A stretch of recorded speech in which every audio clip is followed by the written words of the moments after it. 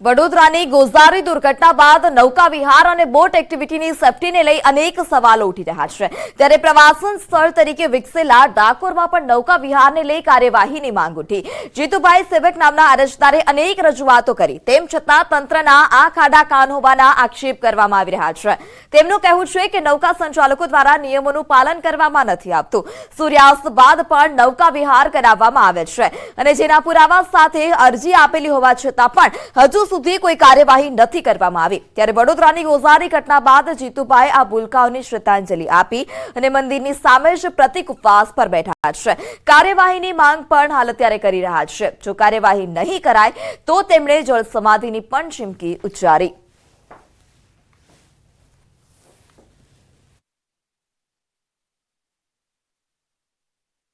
Boating અંગેના કોઈ લાયસન્સો ધરાવતા નથી।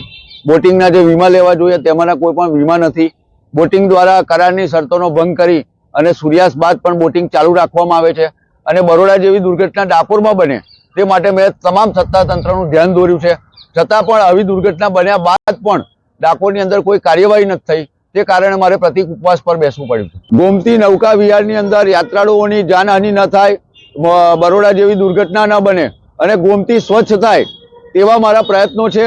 જો સરકારનું સત્તાતંત્ર આ પ્રતિક ઉપવાસ બાદ પણ નહીં સાંભળે તો ના છૂટકે મારે ફરીથી ગોમતીની અંદર જળ સમાધિ લેવાનું 14મી ફેબ્રુઆરી એટલે કે વેલેન્ટાઇનના દિવસે, પ્રેમના દિવસે હું ગોમતી માતાના પ્રેમના ખાતર મારી જાનની પણ કુરબાની કરવા તૈયાર રહીશ। લોકસભા ચૂંટણી પહેલા કોંગ્રેસમાં મોટું ભંગાણ જોવા મળ્યું। સીજે ચાવડાનું ધારાસભ્ય પદેથી રાજીનામું, વિધાનસભા અધ્યક્ષને રાજીનામું સોંપવામાં આવ્યું। સીજે ચાવડાએ કોંગ્રેસથી છેડો ફાડી દીધો છે। વિજાપુરથી ધારાસભ્ય છે સીજે ચાવડા। રાજીનામાથી ઉત્તર ગુજરાતમાં કોંગ્રેસને મોટો ઝટકો।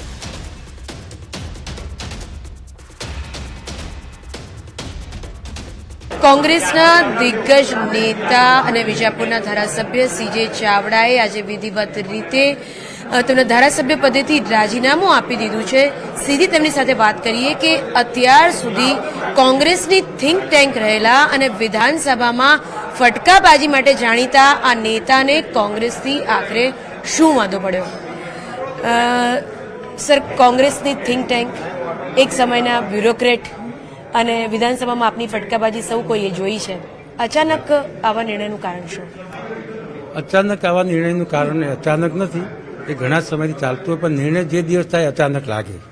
તમે ઘણા સમયથી જોતા હશો કે કોંગ્રેસ પાર્ટીના કેટલાક નેતાઓ વ્યક્તિગત, કોઈ વખત કોંગ્રેસની વિચારધારામાં નહીં પણ હોય તો પણ વ્યક્તિગત કોંગ્રેસ પોતાની માલિકીની છે એવું સમજીને નિવેદનો આપતા હતા અને એ નિવેદનોના કારણે અમે ઘણી વખત કહ્યું છે કે આ ખોટું છે।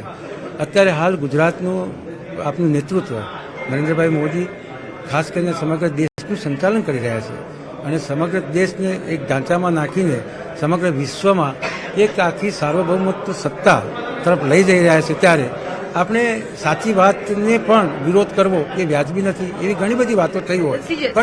વચ્ચે રોકીશ કે કયા એવા નેતાનું નિવેદન કે કયા એવા નિવેદનો આપને અડકામણા લાગ્યા જેનાથી આપણે નિર્ણય લેવો પડે? હું હવે ગઈકાલ મને પૂછ્યો તો ચોક્કસ નેતાઓનું નામ પણ દઉં, પણ આજે કોઈ પણ વ્યક્તિગત નેતાઓનું નામ દેવાનો મને અધિકાર હવે રહેતો નથી, એટલા માટે કે આજથી મેં કોંગ્રેસ પાર્ટી છોડી દીધી છે।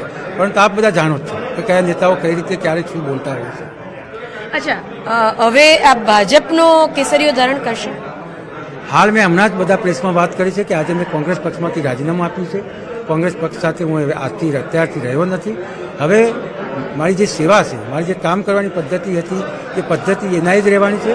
આજે જ હું મત વિસ્તારમાં જવાનો છું, પ્રજાને પૂછવાનો છું, મારા કાર્યકરોને પૂછવાનો છું, મારા અડીખમ ટેકેદાર રહેલા આજે વિરોધ પક્ષના નેતા મહેસાણા જિલ્લા પંચાયતના અહીંયા ઊભા છે મારી સાથે, એવા નેતાઓને સાથે રહીને વાત કરીને પૂછીને એ બધા જ જે નિર્ણય કરશે એ પ્રકારનો નિર્ણય કરવાનો છે।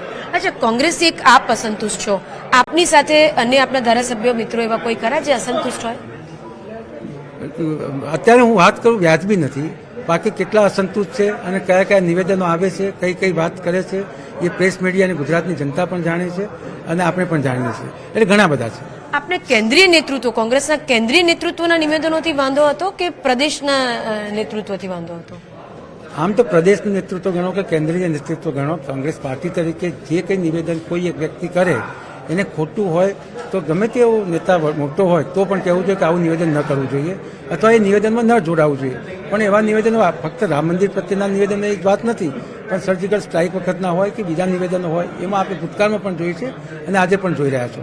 અને એ નિવેદનોથી જ ફક્ત અમે નારાજ છીએ અને કોંગ્રેસ પાર્ટી છોડી છે અથવા અમને હોદ્દો નથી મળી અથવા અમને સત્તા નથી મળી એવું કાંઈ નથી. અમે ઘણી બધી વાતોનો સ્વીકાર કર્યા પછી અને ગુજરાતની પ્રજા અને ખાસ કરીને મારા મત વિસ્તારની પ્રજા જે રોજબરોજ મને વાત કરતી હતી એને લક્ષમાં લઈને મેં આજે કોંગ્રેસ પાર્ટી છોડી છે. કોંગ્રેસ પક્ષના પ્રાથમિક સભ્યપદેથી રાજીનામું મેં આપ્યું છે. કોંગ્રેસ પક્ષના પ્રમુખ માન્ય શ્રી શક્તિસિંહજી ગોહિલને ઈમેલ દ્વારા મેં મારું રાજીનામું મોકલી આપ્યું છે અને કોંગ્રેસ પક્ષના નેતા અમિતભાઈ ચાવડાને દંડક તરીકે પણ મેં રાજીનામું આપી દીધું છે. અને આ રાજીનામું આપ્યા બાદ માન્ય ગુજરાત વિધાનસભાના અધ્યક્ષને ધારાસભ્ય પદેથી વિજાપુરના ધારાસભ્ય પદેથી પણ મેં રાજીનામું આપી દીધું. કારણ શું મજબૂરી તમારે એવું